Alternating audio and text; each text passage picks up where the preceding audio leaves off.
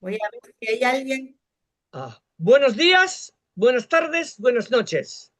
Me complace presentar a nuestro ponente argentina hoy, Miriam Persiani de Santa María, una destacada especialista en literatura infantil y juvenil, cuya amplia experiencia y pasión por fomentar la lectura entre los jóvenes generaciones enriquecen cada una de sus intervenciones con una sólida formación académica y una trayectoria destacada en la investigación y promoción de esta disciplina. Su labor ha contribuido a potenciar el interés por la lectura en niños y adolescentes, así como a valorar la importancia de la literatura en su desarrollo integral. Sin duda, su presencia será una fuente de inspiración y aprendizaje para todos los asistentes. Bienvenida, Miriam. El tiempo y el espacio son tuyos ahora. Muchísimas, pero muchísimas gracias.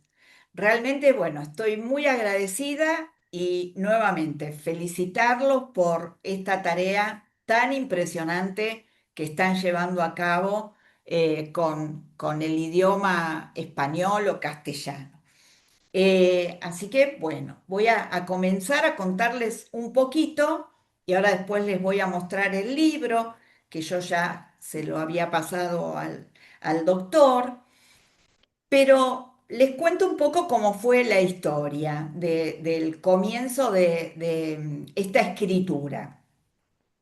Después de la pandemia, que estuvimos tanto tiempo dentro de nuestros hogares, cuando se abrió y se abrieron las rutas y pudimos empezar a circular, yo vivo en la provincia de Buenos Aires. Argentina tiene 23 provincias y la ciudad autónoma de Buenos Aires, que es un distrito más, así que consideramos 24 provincias prácticamente. Em, yo vivo en la provincia de Buenos Aires, en el conurbano bonaerense. Bonaerense es el gentilicio de Buenos Aires. Y empezamos a recorrer pueblitos, ciudades muy pequeñas de la ciudad de Buenos Aires. eh, y estábamos almorzando. eh, Después les voy a contar y seguramente me van a preguntar, porque a mí me cuesta definirme como escritora, porque es muy reciente. Yo trabajé siempre como especialista en literatura infantil y juvenil, soy maestra, psicopedagoga y capacité docentes en el área de literatura y de prácticas del lenguaje o lengua, como suele llamarse comúnmente. Bueno, y con el tema de la escritura, para mí no era algo que me nacía de escribir, nunca había tenido la necesidad del tema de la escritura. Sí, lectora casi compulsiva, desde muy pequeña. Y después todo lo que tuvo que ver con literatura infantil, que tenía que ver además con lo laboral, desde lo profesional. Bueno, y estábamos almorzando con mi esposo en un pueblito muy chiquito que se llama Güen, y se sientan al lado nuestro dos señores y empiezan a contar, pero a mí lo que me sorprendió fue, ellos estaban maravillados con, había vuelto algo a ese pueblo la noche anterior. Y yo, mientras comía, estaba escuchando, ¿no? Porque me parecía extraño, misterioso, y el orgullo que ellos sentían con la vuelta de esto que ellos consideraban un fantasma. Entonces, cuando ellos se retiraron, yo salí atrás de ellos y les pedí disculpas por entrometerme, pero que quería saber de qué se trataba. Y ellos me llevaron hasta la plaza, donde cada tanto unas hamacas para que jueguen los niños, sin que hubiese viento, sin que hubiese nadie cerca, se movían solas. Bueno, pero a ver, historias de estas escuchamos millones, pero a mí, ¿qué me llamó la atención? Era como que este suceso misterioso tenía que ver con la identidad de ese pueblo, como que ellos habían sentido como propio este ente, este fantasma, como nos guste llamarlo, y a partir de ahí, esta historia después terminé no escribiéndola, pero a partir de ahí, cada vez que salíamos, yo salía a la caza, con Z, a cazar historias que tuviesen que ver con estas cuestiones. Así que si ahora ustedes me permiten, yo comparto pantalla y les voy a mostrar un poquito cómo surgió Escalofriantes Misterios Bonaerenses, que queda además en la duda, porque dice, ¿mito o realidad? Y acá va a tener que ver si creemos o no creemos en estas historias. Bueno, y acá veo que se conectó Chris Trubé, que es el editor de este libro, y que me tuvo tantísima paciencia para poder escribir mi primer libro. Después me entusiasmé, ya les voy a contar, y escribí muchas antologías, participé en muchas antologías, pero como libro es el primero. Estamos ahí con el segundo, que en cualquier momento. Bueno, voy a compartir entonces, les voy a compartir. Muy bien. No, empezamos de atrás para adelante. Estamos mal, mal, mal. Vamos. Acá.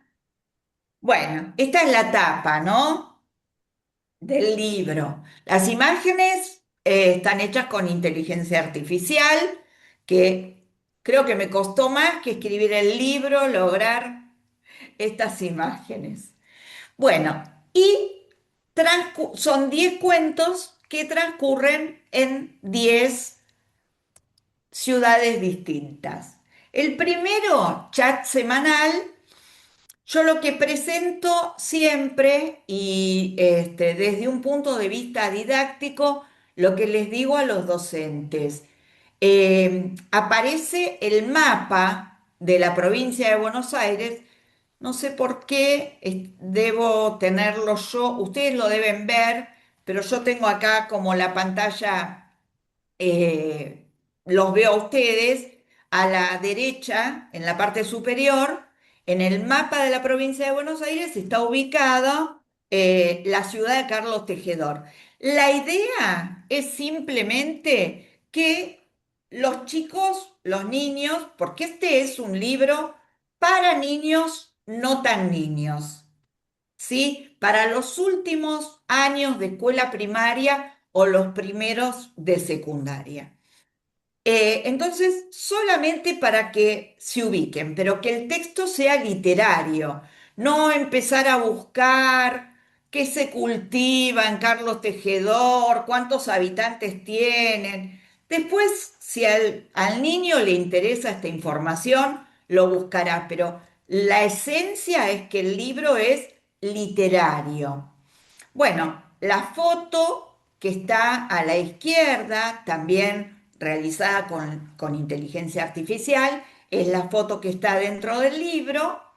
Y después tomé algo emblemático de cada ciudad, que son las municipalidades. Entonces, la imagen del centro es la imagen de la municipalidad de Carlos Tejedor.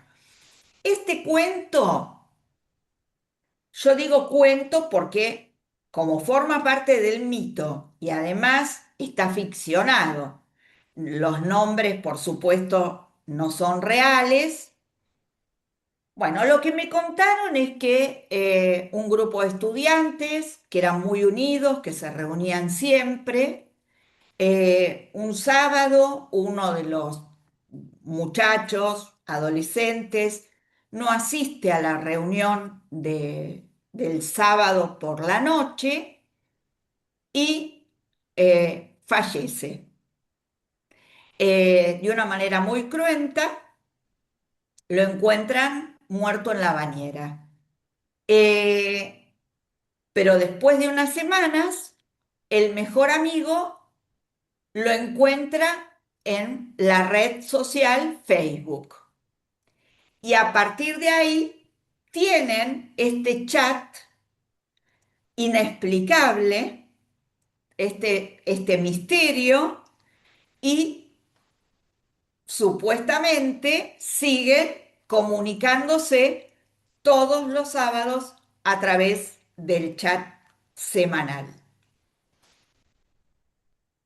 La segunda historia, que es Clarita, Clarita transcurre en Capitán Sarmiento en el año 1962. Doña Clara vive todavía en el mismo lugar que ocurrieron estos hechos. Cuando se mudaron a la casa de Capitán Sarmiento, ella tenía un conflicto para andar en bicicleta por su vereda porque alguien la detenía. Y los padres empezaron a notar que hablaba con alguien. Y este alguien era Fede.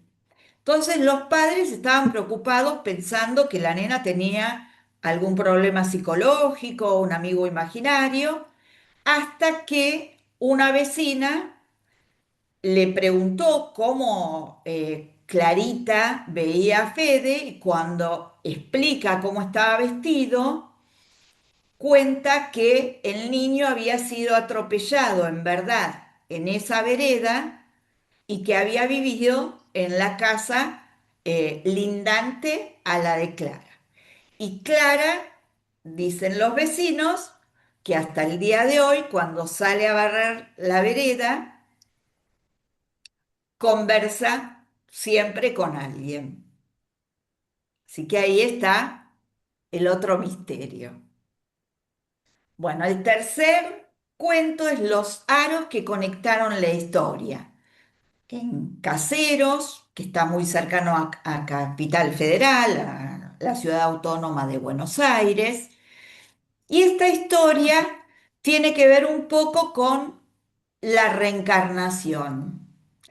Alguien, una niña que va a un museo, a visitar un museo con la escuela, y cuando ve en una vitrina unos aros, ella está segurísima de que esos aros se los regaló ella a Manuelita Rosas, la hija de Rosas, que para nosotros, bueno, fue gobernador de las Provincias Unidas del Río de la Plata y, bueno, destacado político.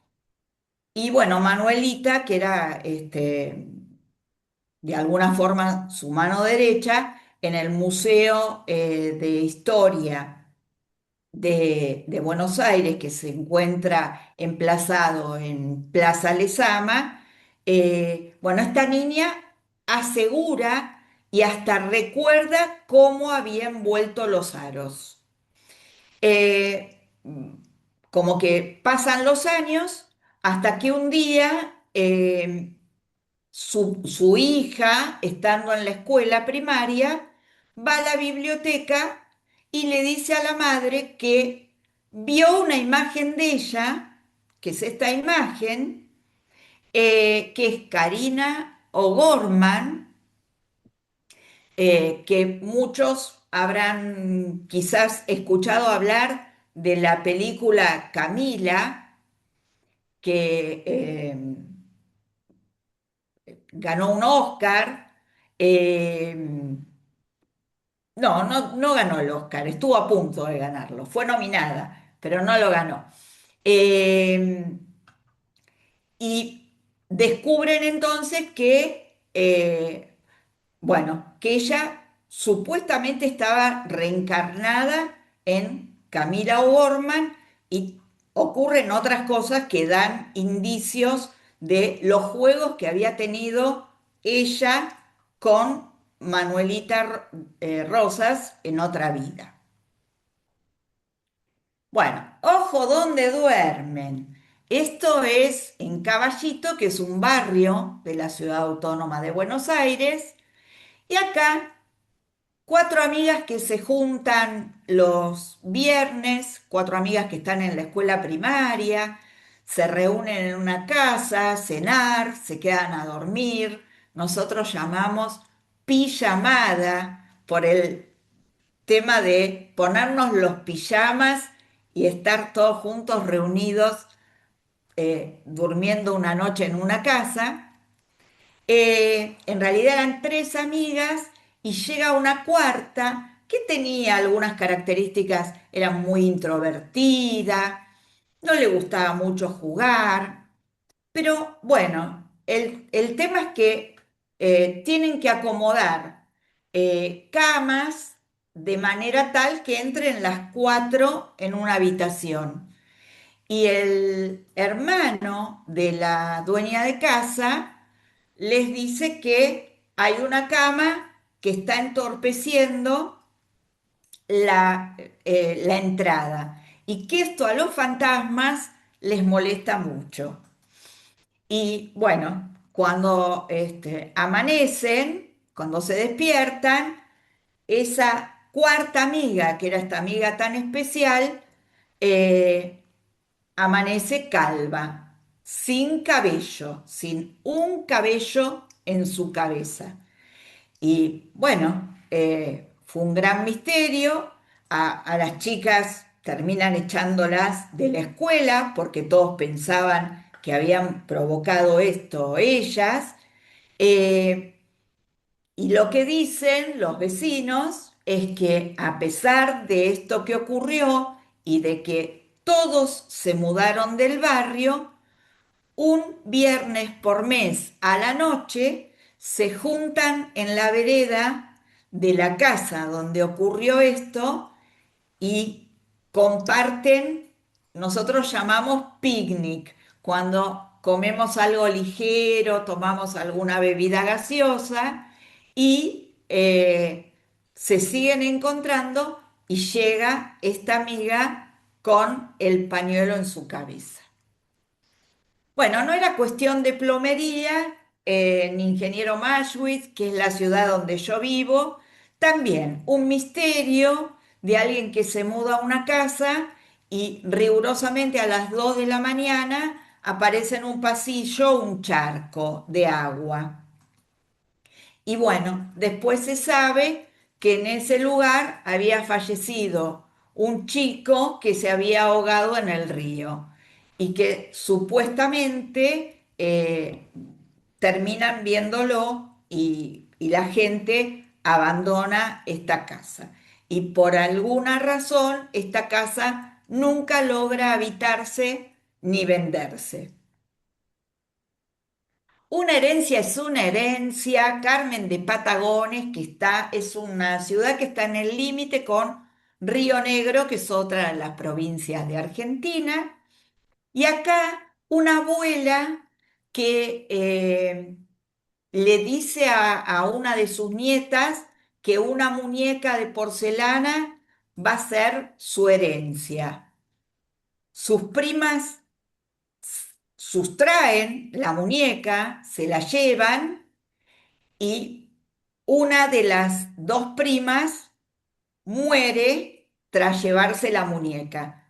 Entonces, bueno, van a buscar esta muñeca a la ciudad de Viedma, que está allá del lado de Río Negro, y las familias que estaban como muy enemistadas, a partir de esto logran amigarse o tener una convivencia más positiva y las nietas juegan aún con esta muñeca. Bueno, revelación de la Ouija. Usted conoció la ciudad de Mar del Plata, doctor. Es Sí, una ciudad costera, eh, bueno, de una ciudad turística muy importante. Y acá hay un accidente automovilístico, donde un matrimonio con sus dos hijos, el auto vuelca, el marido queda en estado vegetativo, el resto de la familia logra recuperarse y bueno, tratan de hacer distintas terapias y buscar distintas soluciones, pero la mujer realmente quería saber qué iba a pasar con su marido. Y la asistía siempre una prima que no tenía hijos, entonces podía ocuparse mucho de estar cerca de ellos y acompañarlos en este trance. Y una compañera de trabajo le propone jugar a este juego, la Ouija, que es esta conexión con seres del más allá, invocando espíritus. Y bueno, invocan, eh, se presenta un espíritu de un cacique, de un pueblo originario y lo que dice es, alguien muere, alguien nace. Este es el mensaje. Entonces, bueno, a los 3 días el marido fallece y la prima que estaba siempre acompañando, casi milagrosamente queda embarazada. Entonces, el cacique, que se llamaba Vicente, bueno, el niño que después nace tiene ese nombre.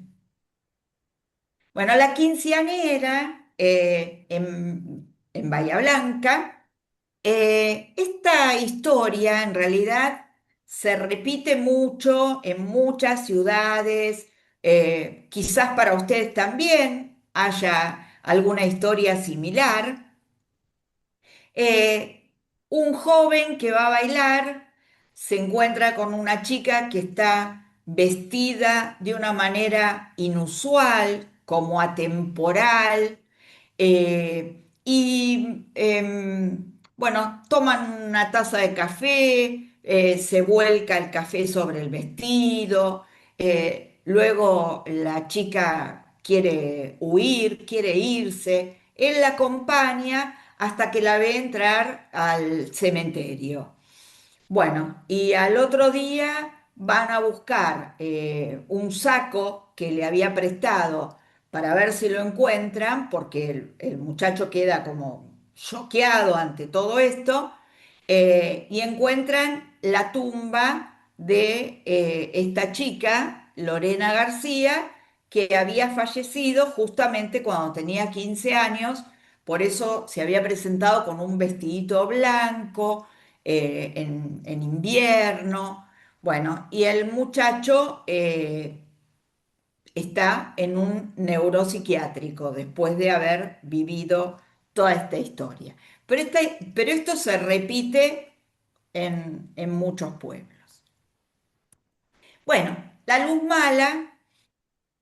Saben que es un fenómeno natural el tema de la luz mala, que en el campo se ven luces fluorescentes y esto tiene que ver con la luminosidad que producen los huesos de los animales. Es un fenómeno físico o químico.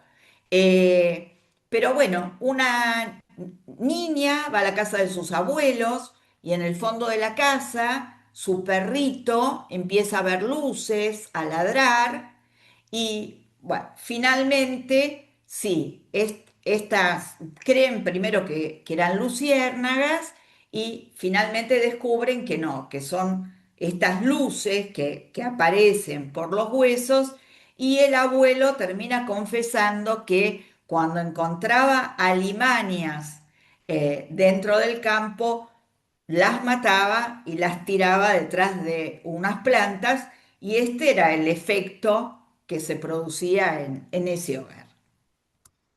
Bueno, las 9 historias que les comenté hasta ahora están escritas en tercera persona, pero esta historia está escrita en primera persona, es El botón de nácar, ocurrió en Adrogué en el año 1978. Adrogué es el lugar donde yo nací y donde viví hasta los 24 años. En el año 1978 yo tenía 16 años y ocurrió este hecho, donde alguien se queda, la hermana de una amiga se queda a dormir en mi casa y cuando a la mañana nos despertamos, dice que mi abuela, que había fallecido hacía muchos años, no la había dejado dormir. Eh, Obviamente que era imposible, entonces relata cómo estaba vestida mi abuela. Ocurren otras cosas, pero finalmente cuando yo, después de descansar un rato, decido ordenar mi dormitorio, encuentro debajo de mi cama el botón de nácar, que era el que había descrito mi amiga que había visto luciendo mi abuela cuando le había conversado durante la noche y no la había dejado dormir. Bueno, estas son las historias. Yo acá les voy a dejar mi mail, estoy en las redes para poder seguir conectados. Y bueno, ahora los quiero escuchar a ustedes, ¿no? Sus preguntas, todo lo que quieran preguntarme acerca de este libro de escalofriantes misterios bonaerenses. El botón. Le estoy pidiendo a mi marido porque les quiero mostrar el botón que tengo en una cajita. Ah, Bueno, abrimos entonces el intercambio. sí, claro. Ya quería empezar. Ah, Sí, en primer lugar, muchísimas gracias por compartir las historias. A mi parecer, las historias son más misteriosas, ¿no? Para las personas que van a leer. Y una pregunta que yo tengo es que, ¿qué mensaje quieres transmitir a los niños, con sus libros? a ver, el mensaje como valor, no. El mensaje quizás es, nos animamos a leer literatura no convencional porque en Argentina tenemos un gran problema, que es que los chicos están todo el tiempo con esto, con las distintas pantallas. No sé cómo están llevando ustedes esta problemática. Entonces, hay que buscar temas que quizás no sean tan comunes o que los haga pensar de distinta manera para que puedan entusiasmarse y les parezcan de algún lado, de alguna manera, que tengan un plus especial, sobre todo sobre todo los niños no tan niños, entre 11 14 años, que son los que más están conectados con las pantallas de todo tipo. Entonces, bueno, de alguna forma transmitir esto que me pasó a mí, de llamarme la atención y que también piensen en estas historias como que tienen que ver con la identidad de cada pueblo. Y yo les cuento, recorro muchas escuelas contando algunas de las historias y cuando me voy de las escuelas, siempre los chicos hasta me han seguido hasta el auto en una isla para contarme sus propias historias, porque cuando uno pone a disposición estas historias y se abre el espacio de intercambio y ellos pueden opinar libremente, empiezan a contar que a una abuela, que a una tía, que les pasó esto, que les ocurrió aquello. Siempre empiezan a surgir. Es más, en el próximo libro, que va a ser Escalofriantes Misterios Argentinos, que ocurren en 10 provincias de Argentina, eh, le agregué, hay un plus de 5 historias que fueron narradas y en un caso escritas por niños que ellos tienen un montón de cosas para decir que tienen que ver con estos misterios. No sé si respondí tu pregunta, Leca. Sí, sí, sí, claro, claro. Yo Me desearía añadir que Miriam no ha mencionado el último capítulo de su libro. Dice preguntas para abrir debates. Hay muchas preguntas sobre cada cuento para los niños que puede pensar. Como por ejemplo, el primer cuento se dice, ¿qué opinan sobre este fenómeno? ¿Le encuentran alguna explicación? Así, los niños tienen que pensar, ¿es real o no real o qué? Así, el, el último capítulo es para los niños para pensar. Exacto, exacto. Que no sean preguntas cerradas, como por ejemplo, quiénes eran los personajes, en qué lugar ocurrió, que esto también es una de las cosas que a veces en secundario es necesario, ¿no? Trabajar todo lo que tiene que ver con gramática, reflexión del lenguaje, pero yo siempre digo esto. Para combatir esto, yo tengo que lograr, el propósito de la literatura infantil tiene que ver con apasionar a los chicos con los textos literarios. Y para apasionarlos, por eso yo aclaraba también, no pensar en que va a venir una actividad posterior que suele en general ser similar, entonces que el chico ya esté esperando o que va a tener que responder preguntas o que va a tener que hacer un dibujo o siempre algo rutinario porque lo que nos interesa en esta etapa y en este momento tan crucial con el tema de la lectura es justamente que puedan debatir y que respeten las opiniones de todos, que esto también es fundamental, el tema del respeto, sabiendo que cuando leemos una historia, va a haber tantas interpretaciones como lectores haya y que todas son válidas. Y en el caso de los niños, por ejemplo, no sé, si alguien dice, bueno, no, alguien está manejando la computadora del niño que falleció.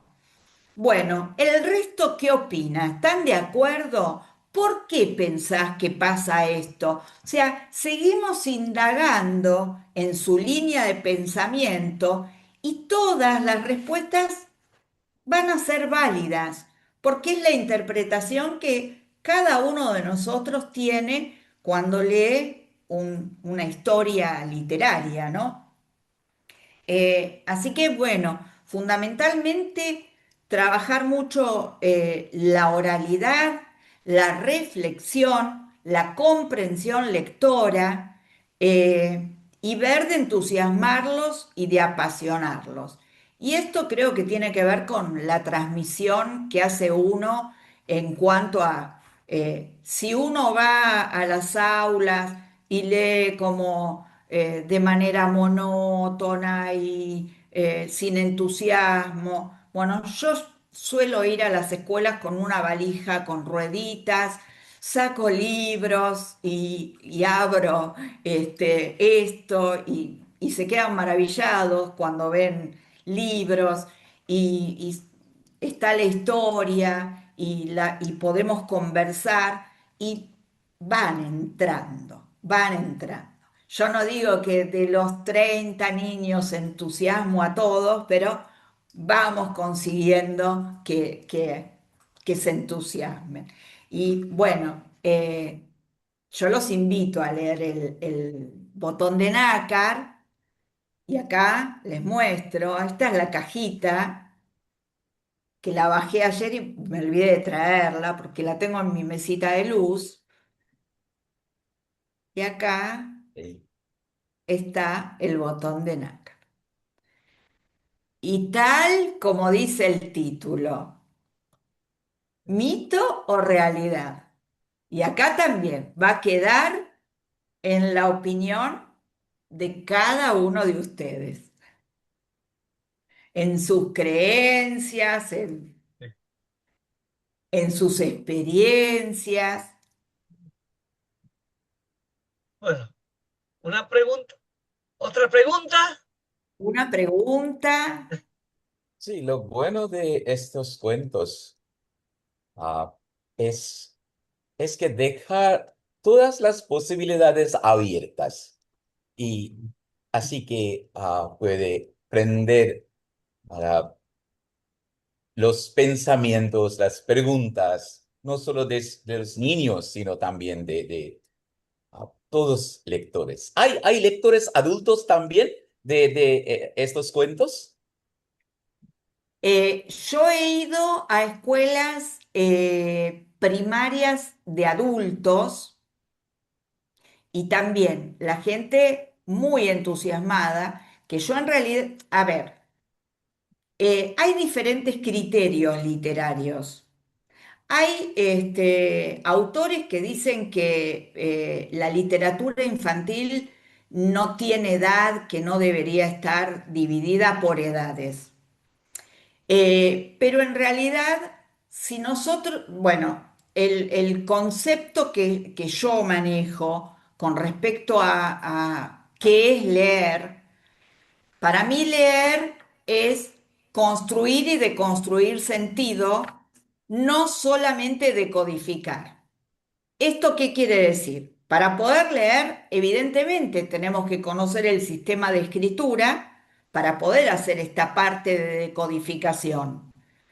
Pero por otro lado, uno puede estar repitiendo lo que decodifica sin estar entendiéndolo, como que lo dice de manera mecánica. Esto es un grave problema en Argentina, por eso se habla tanto del tema de comprensión lectora, que desde el concepto que yo les estoy diciendo es redundante decir comprensión lectora, porque comprender es construir estos pensamientos, construir y deconstruir. Porque cuando uno abre estos debates, muchas veces lo que pasa es que un niño o un adulto dice, bueno, no, yo pensé que realmente la chica iba a aparecer y que era otra fallecida con el mismo nombre. Ah, esto no se me había ocurrido. Entonces, deconstruyo lo que yo había pensado para construir una nueva opinión. ¿Qué es lo que nos pasa, por ejemplo, cuando vamos al cine con alguien y comentamos después la película, ¿no? Eh, pero lo interesante de esto es poder conversar y poder que circule, que circule la palabra y que sean respetadas todas las opiniones. Eso para mí es básico. Cuando Totalmente. al chico no se lo obtura, es ahí ya dejamos la puertita abierta, porque si yo cada cosa que está diciendo, no sé, opina algo, no, la chica no murió. Y yo le digo, no, la chica murió, la historia dice que la chica murió. Listo, ese chico no quiere hablar más. ¿Qué es lo que nos pasaría a cualquiera de nosotros? Si nos empiezan a decir, no, lo que vos estás diciendo no tiene nada que ver, listo, nos quedamos calladitos y no opinamos más. Y con los chicos, más. Y pensemos en esto de, yo insisto, la pasión que tenemos que lograr que tengan por los libros. Y algo que nos pasa a nosotros, porque los chicos leen, pero leen en otros formatos. Ujú. Y yo digo, tocar el libro, abrir las hojas, el olorcito del libro nuevo. Bueno, esto también podemos enseñárselo, transmitírselo, que, que se lleven este librito a la mesita de luz a la noche y lean unas hojitas. Antes había alguien, un mediador que leía, ahora también es difícil esto. Sí.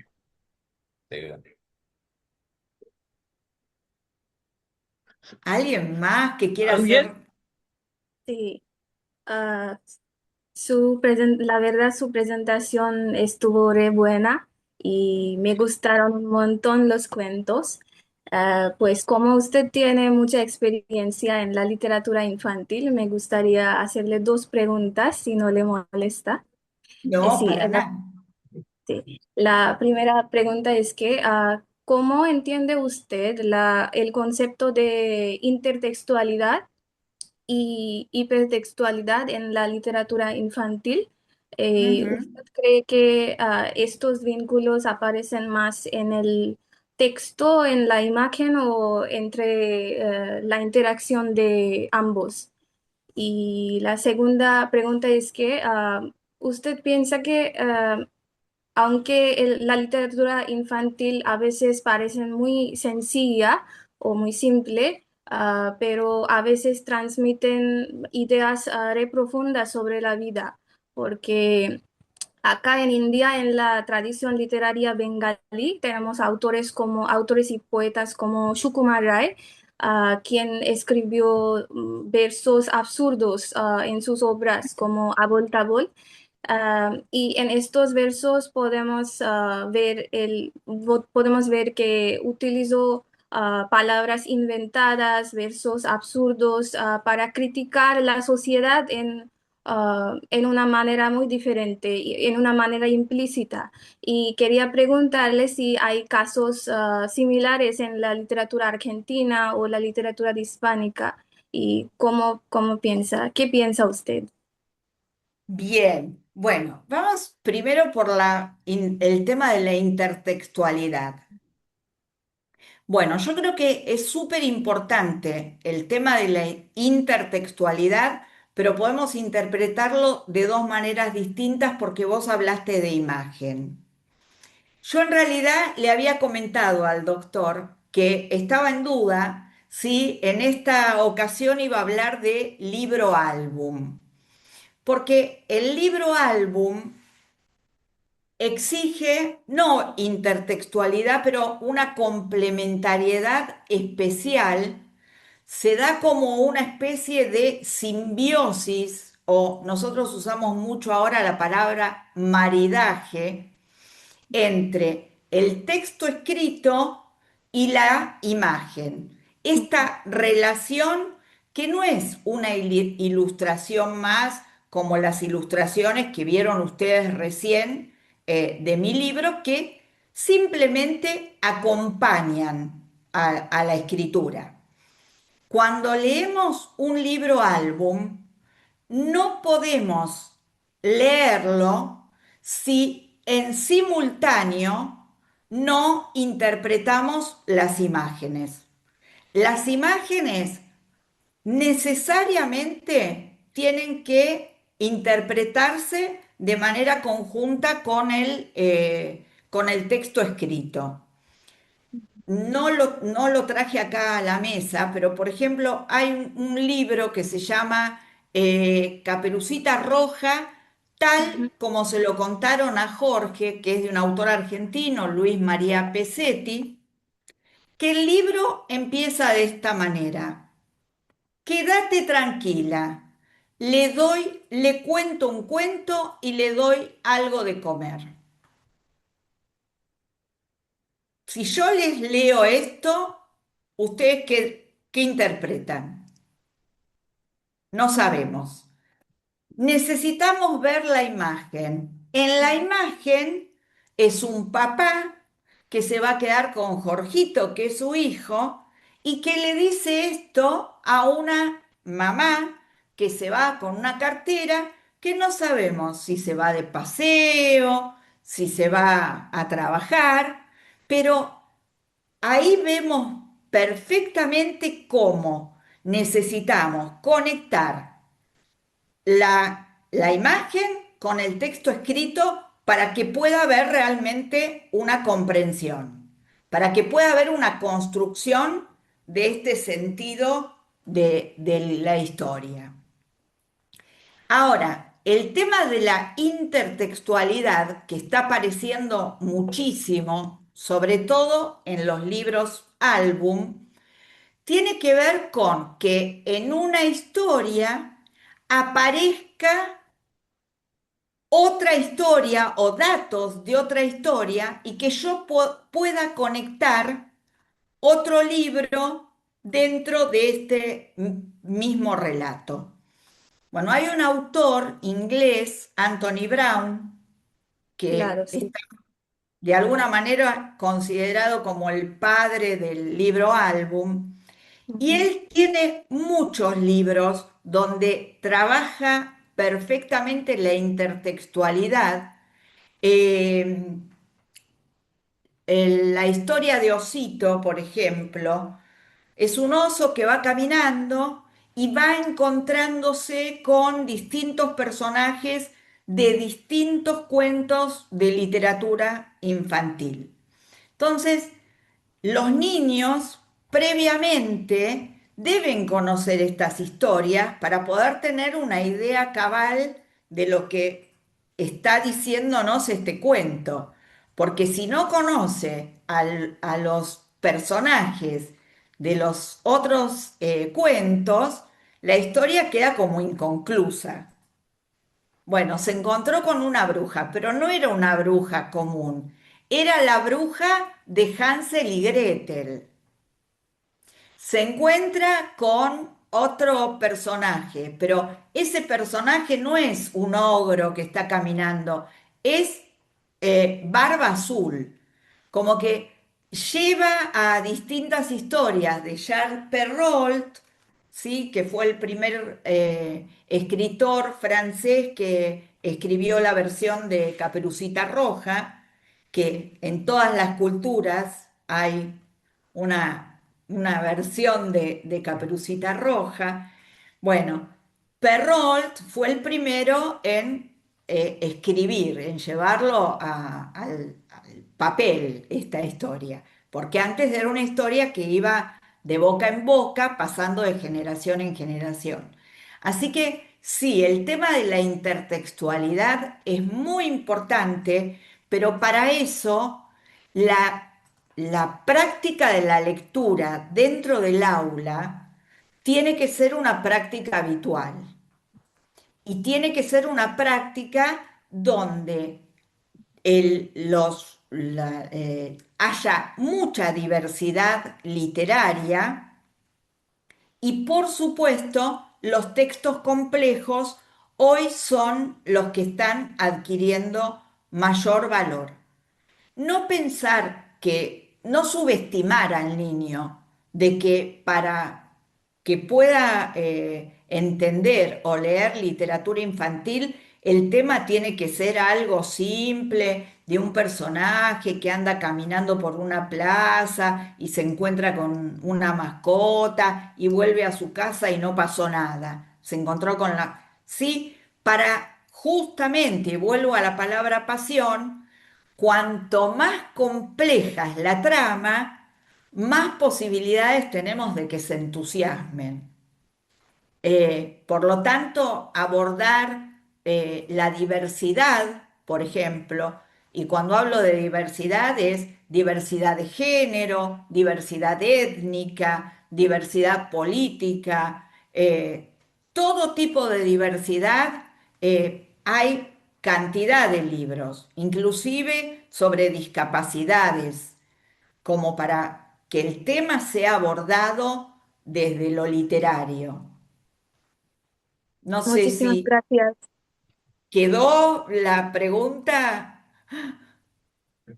Sí, sí, sí. Gracias por su No, explicación.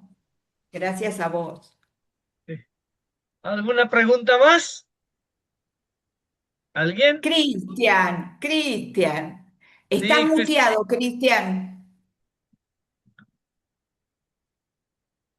sí,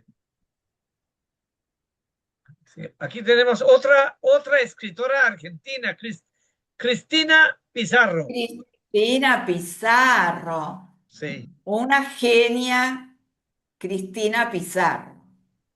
Una gran maestra. Cristina, tu cámara y también tu micrófono está apagado.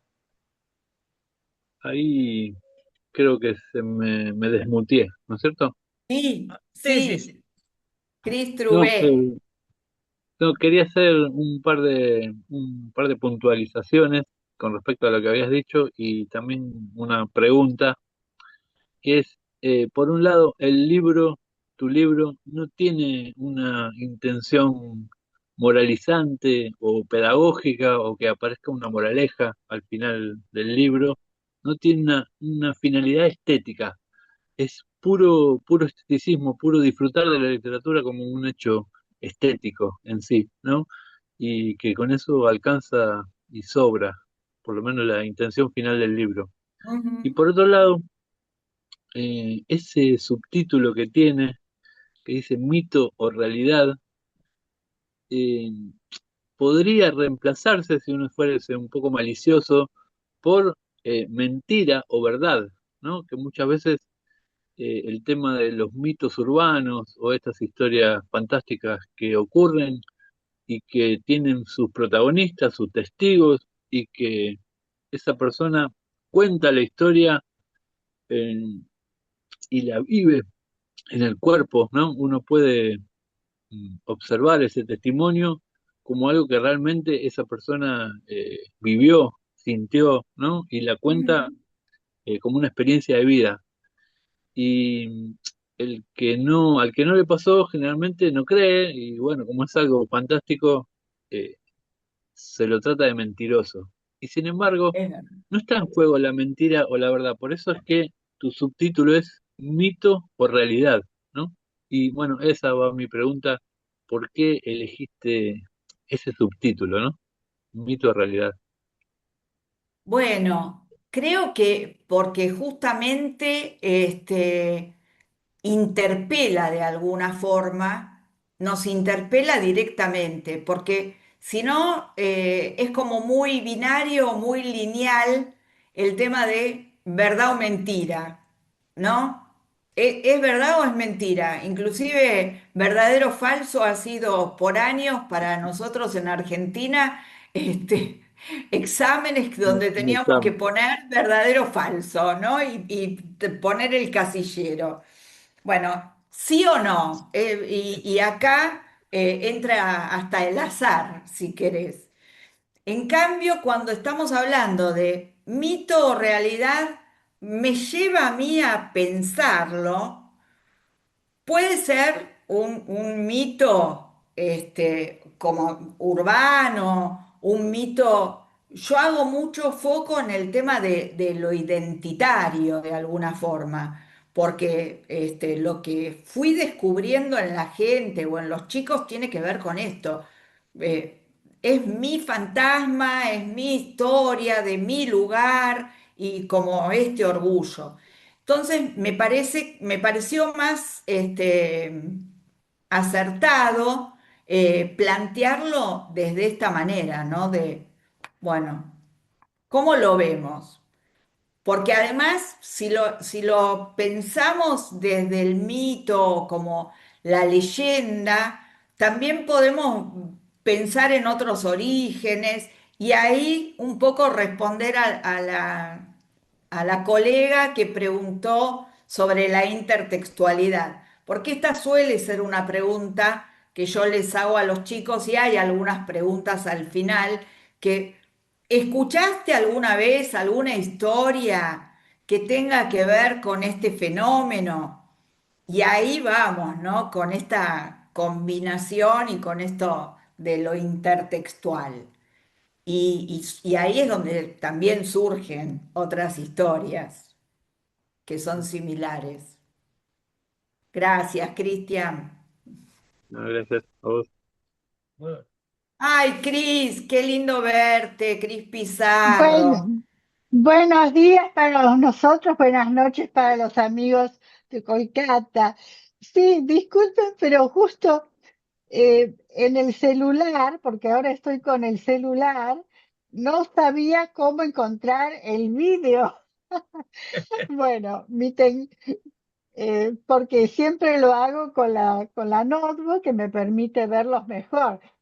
Les agradezco muchísimo esta hermosa eh, tertulia que hemos tenido con todos los integrantes de la Indo-Hispanic Academy Language, que ya son mis amigos desde hace tiempo y sí, cada vez veo nuevos rostros y sí. muy lindo escucharlos también en español, porque bueno, yo no sé el bengalí que suena muy lindo, sobre todo cuando uno escucha las canciones o recitar, eh, es un poco la cuna, ¿no? de nuestra cultura. Así que Miriam, interesante. Yo recuerdo tus cuentos, tus relatos, muy, muy agradables, muy fluidos, atrayentes justamente por esa intriga, ese misterio y a veces lo fantasmagórico, ¿no? Y me gustan también las intervenciones sobre estos temas de procesos de lectura. Podemos seguir conversando, lo mismo que sobre el intertexto. Así que bueno, será para una próxima intervención. Aquí todos los integrantes de mi grupo y de la Academia de Literatura Infantil, que es un poco parte de mi vida y de mis sueños. Tanto el grupo Alegría, que todos conocen, porque suelo publicar bastante en redes, en el canal de YouTube, así que encantadísima de escucharte, Miriam, Gracias. representando a la academia y toda lo que se hace en pro de la educación, poniendo el acento en la literatura, que yo siempre digo que es disciplina de saberes y está integrada como un cuerpo, ¿no? Somos un cuerpo que donde el arte tiene distintos lenguajes. Y aquí es la sonoridad de la lengua, la imagen. Últimamente Argentina pudo hacer ediciones con mejor calidad en las imágenes porque la tecnología nos ha favorecido, ¿no? Y, Ujú. y bueno, es un tema el de la ilustración que también hemos trabajado desde la cátedra y a través de eso también tengo muchos amigos que se dedican a la imagen y a la pintura. Tengo también un recuerdo que un obsequio de Divya que me había traído una pintura de un amigo de allá de Kolkata.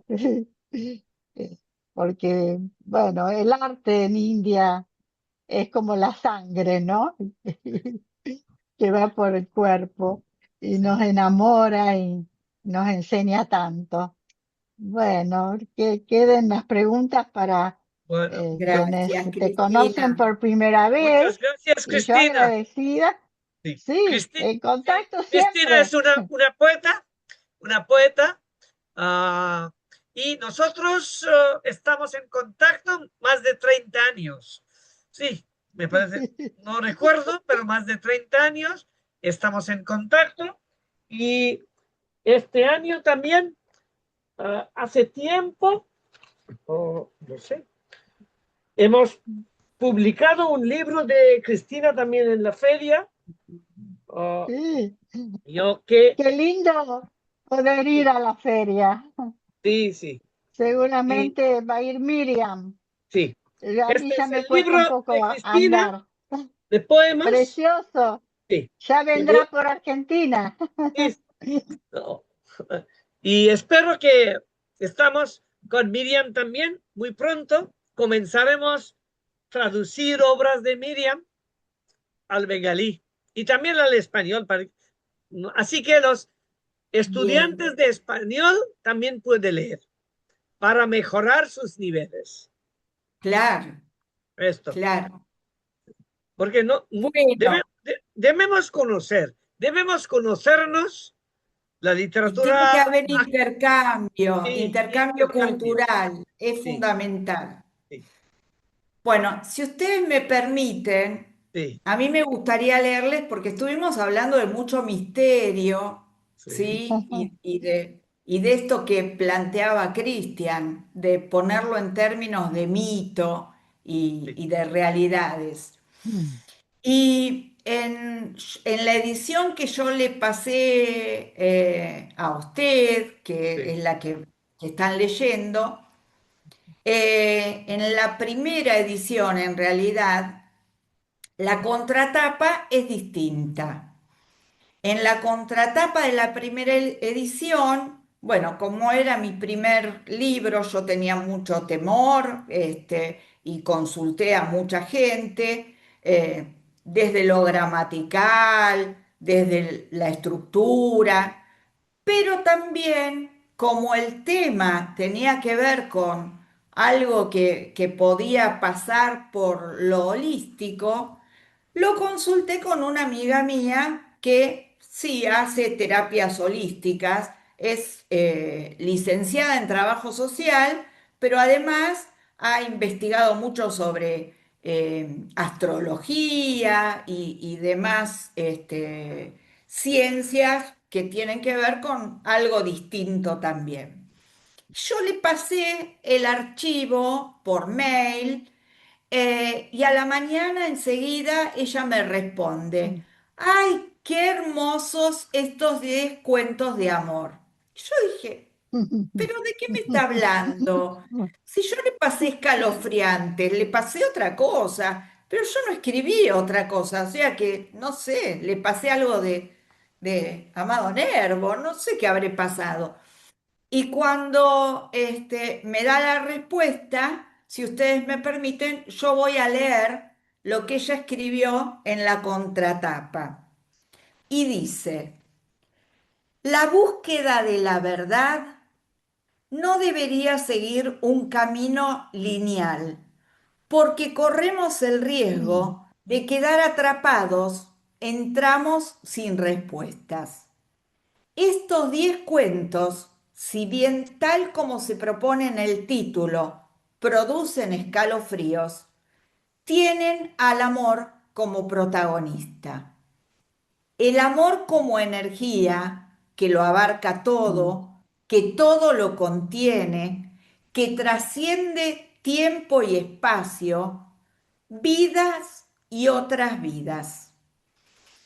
Bueno, y cuando lo conversé con ella, ahí comprendí que en realidad esto de amar, tener este fantasma moviendo las hamacas, tiene que ver con esto, con esta necesidad de pensar que hay algo más allá de lo terrenal, más allá de esta dimensión, y que podremos en algún momento reencontrarnos o comunicarnos con nuestros seres queridos y que probablemente todas estas historias y todos estos mitos en verdad sean mitos que tengan que ver con el amor.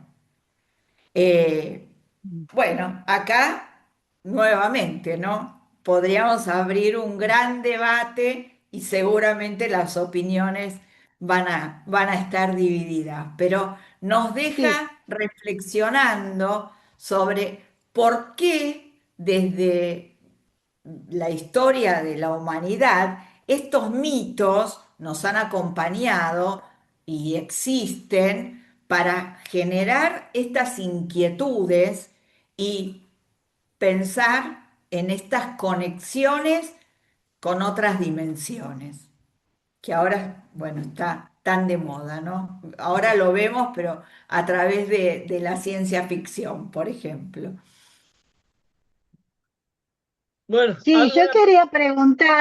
quería preguntarles, porque en una oportunidad leí que en el idioma de India, que hay varias lenguas, tienen muchas palabras para hablar del amor, para expresar el amor. Nosotros hablamos de amor humano, de amor divino, también en la religión está pietas o caritas, pero creo que haber leído hace mucho que ustedes usan varios términos, distintos vocablos, según el amor que sea. Así que bueno, es una curiosidad, si saben, si lo pueden contar o si no, para otra vez sería. Sí, hay muchísimas palabras. Hay un espectro de amor en sentidos muy diferentes y con muchas Sí, matices. Sí, claro, sí. totalmente. Sí, Bueno, muchas gracias, Aníbal. Ya te había visto en el otro encuentro. sí, Seguimos Sí. en contacto. Sí. seguro, seguro, sí, claro. No, India es un país muy... Es diversidad, tanta diversidad que tenemos. Por eso, de palabras, de costumbres, de religiones, comida, todo del aspecto diferente. Y hay palabras asociadas con amor que no podemos traducir trasladar a otra lengua como inglés. Sí, No es sí, posible los sí, sentimientos. Eso ocurre de sí, todas las lenguas, creo, pero en nuestro sí. caso también. Ujú. Bien. Qué interesante. Bueno, la verdad que estos intercambios y pensar en culturas tan diversas, pero que al mismo tiempo siempre va a haber algún punto de intersección y de encuentro y que tenemos cosas en común y esto es fantástico. Creo que por eso este encuentro se está llevando a cabo y el doctor que hace una tarea espectacular, magnífica, uniendo y convocando a autores latinoamericanos para ampliar justamente los conocimientos y compartir experiencias. Bueno, no sé si alguien quiere hacer alguna ¿Alguien otra quiere hacer pregunta. alguna pregunta? ¿No? Pero sí, como Miriam ha dado sus datos de email, etcétera, así puedes escribir después también, porque el motivo es hacer un puente entre América Latina y nosotros. Mm, Así que Exacto. mm, podemos leer más cuentos o podemos saber más literatura de ellos, porque no solamente quedamos con César Vallejo, Borges o Ocampo. Sí, es nuestra responsabilidad. Bueno, si no hay alguna pregunta, hoy, Bueno, si quieren comunicarse, yo ahí les dejé el mail. sí. Y bueno, como yo trabajo como capacitadora docente, como formadora, tengo armados muchos corpus que hoy alguien había preguntado, ¿no? Sobre autores latinoamericanos o argentinos. Y bueno, lo que puedo es compartirles. eh, los autores argentinos más renombrados en la actualidad de literatura infantil y juvenil, y también algunos corpus, por ejemplo, sobre libro álbum o sobre distintas versiones del cuento de Caperucita Roja, que hay más de 60 versiones en la actualidad. Han proliferado en los últimos tiempos. Bueno, yo tengo armados distintos corpus. Y nada, una cosa que me gustaría también conversar, y es lo último y cortito, porque yo empiezo a hablar y no paro, pero Cristian muy atinadamente comentó esto de que el libro no tiene un propósito didáctico, que en realidad el libro es para esto, disfrutar lo literario, lograr esta pasión, voy a insistir hasta el último segundo con esto, y que puedan comprender, que puedan construir sentido. Lamentablemente, a lo largo de la historia, en los textos literarios, en muchos momentos se los utilizó para cuestiones gramaticales. Por ejemplo, extraer adjetivos de una historia, extraer sustantivos comunes de propios. Hay mm, mucha bibliografía al respecto, donde se fueron, y muchas investigaciones donde se fueron recabando informaciones de lo que iba pasando en las escuelas. Hoy esto, por suerte, ya se dejó de lado, ¿sí? Vamos a buscar adjetivos y adjetivos, sustantivos y adjetivos en otro material, no en lo literario, sino que también estamos hablando de una literatura utilitaria que tiene que ver con esto. La utilizo con otro fin que no sea el literario, y tiene mucho que ver con literatura en valores. Inclusive, algunas editoriales vieron como los octágonos que encontramos que dice sin gluten y que uno busca en los alimentos. Bueno, ahora hay editoriales que ponen para tal valor, para trabajar la paz, para trabajar el amor, para trabajar la confianza en sí mismo, para la educación sexual integral. Y esto, en realidad, el libro no tiene, yo no puedo pensar, cuando yo estoy hablando de corpus, es para que conozcan, se abra el,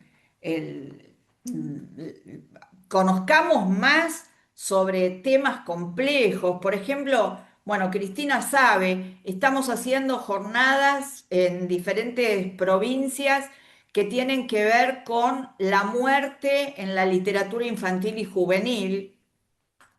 Y, pero no estamos diciendo, utilicen este libro para trabajar la muerte en el aula. O sea, damos a conocer cuáles son los libros que hablan sobre la muerte, pero uno puede llevar el libro al aula y el chico opina sobre el árbol de manzanas porque lo que le llamó la atención fue esto y no el tema de, o el simbolismo lo interpreta de otra forma.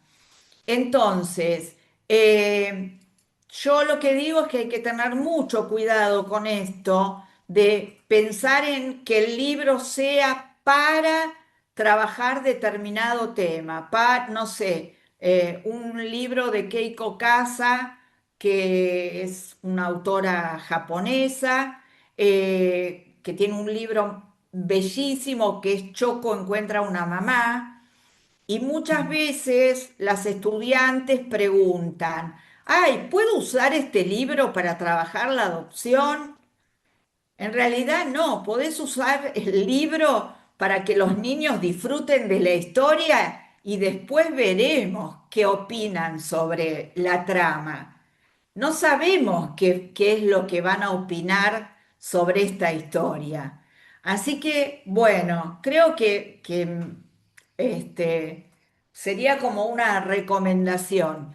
Y por otro lado, en nosotros, como lectores competentes, atrevernos igual a leer estos libros, aunque parezca que tienen mucho azúcar o no tienen gluten, cuando vemos este, la figura geométrica, porque muchas veces el libro es muy interesante y a mí me pasó de tener mucho prejuicio porque cuando veo, para trabajar educación sexual integral, ya lo descarto. Y después el libro, más allá de que no estoy pensando en trabajar para, el libro puede ser muy interesante. Así que, bueno. La invitación va a ser Bien, siempre a leer y después quiero decidimos.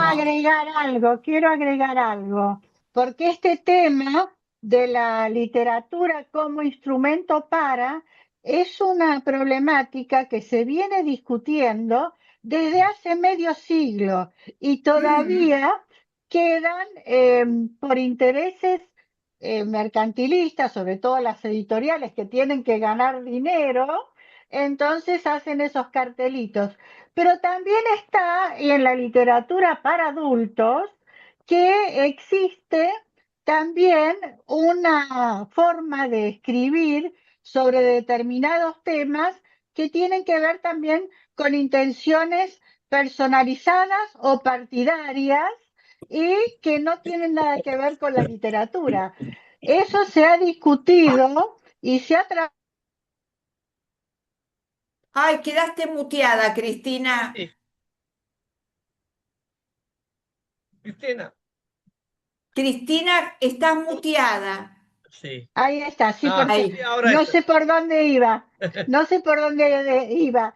No, les decía que también en la literatura destinada a los adultos, porque hay temas que los niños, por más que sea libre, no pueden comprender por falta de experiencias, y se insiste muchísimo en cuestionar y a incluir en las obras testimonios a veces no políticos, sino partidarias, con una finalidad propagandística. Entonces, en lo que es panfleto, no es literatura. Sobre ese tema yo he hablado muchísimo, Mm. inclusive lo he escrito, porque tengo libros, ejercí la cátedra de literatura infantil durante 30 años, soy del siglo pasado yo, pero bueno. Y ya Octavio Paz, en unas entrevistas, contó su experiencia porque él vivió en España y que estuvo en contacto con los autores de la Guerra Civil Española, tema muy difícil, y entonces, ¿qué es? ¿Creación o panfleto o propaganda? No, la literatura no es solamente un sentimiento, una emoción, es una construcción que tiene que ver con la creación. Bueno, sobre ese tema a mí me Claro. apasiona y por eso es importante la formación desde la infancia, desde la primera infancia, para que se nutran de esas palabras que son musicales, son sonoras, tienen juego y no hay ninguna intención más que el disfrute. Ya eso está dicho, recontradicho, una de las primeras batalladoras en Argentina fue María Elena Walsh, porque los escritores anteriores no tenían oportunidad de expresarlo Claro, como María claro, Elena, que tuvo acceso a la televisión, claro, cosa que no era posible en escritores del año 20, de 1920. María Elena es una totalmente. señora del 60, cuando acá, bueno, la televisión en Argentina apareció a mediados del siglo. Supongo que para ustedes también. Bueno, disculpen la intervención, pero No, hay que pero, defender pero me mucho. diste pie para algo, Cris, me diste pie para eh, algo, porque hoy yo lo que había empezado a decir con esto de las edades para leer, que a veces hay controversias entre los autores. Y yo mm, creo que hay que dar una edad estimativa en el libro. Yo por eso decía, yo no puedo decir solamente que es un libro infantil. Por eso mm, dije, es para los últimos años de escuela primaria y los primeros de escuela secundaria. Porque si estamos pensando en que leer es construir y deconstruir sentido, yo no le puedo dar esto a un niño pequeño.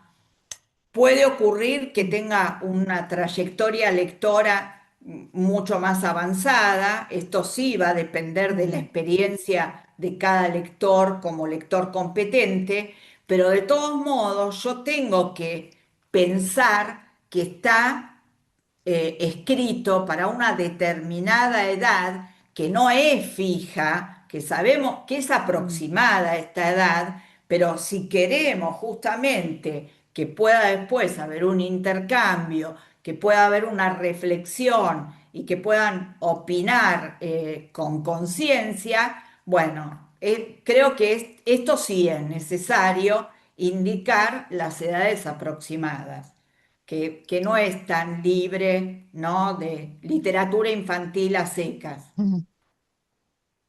Sí, claro, Bueno, los criterios de selección es uno de los aspectos más difíciles para mí, por ejemplo, para transmitirle a los estudiantes, porque claro, necesitan conocer a cada grupo. No todos los niños ni todos los lectores son iguales. Así que totalmente, bueno, queda totalmente. para las Sí, sí, próximas sí. seguir trabajando estos temas tan importantes. Así que muchísimas gracias. Que tengan ustedes unos dulces sueños ya, porque están en horario para ir a descansar y nosotros para ir a almorzar. Sí. Muy bien. Bueno, Esta, muchísimas gracias. Y bueno, yo estoy dispuesta a responder todas sus preguntas.